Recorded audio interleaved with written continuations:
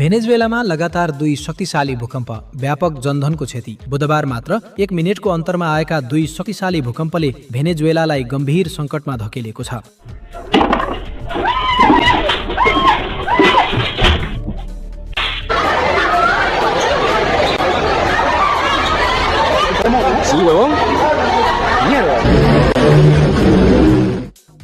हालसम्म कम्तीमा 235 जनाको मृत्यु भएको पुष्टि भएको छ भने 4300 भन्दा बढी व्यक्ति घाइते भएका छन्।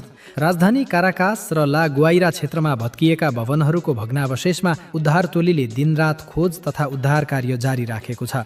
भग्नावशेष मुनि फँसेका केही व्यक्तिहरूको सहयोगका लागि गरिएको हारगुहार अझै सुनिएको बताइएको छ।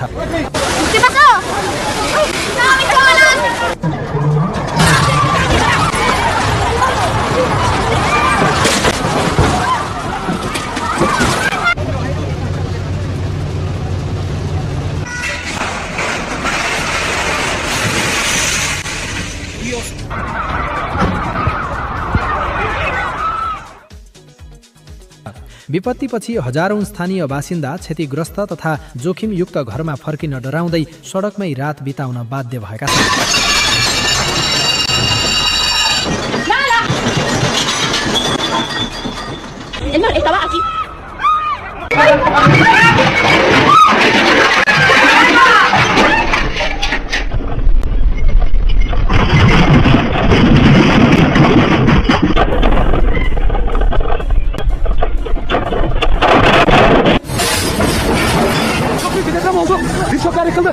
Tranquilo.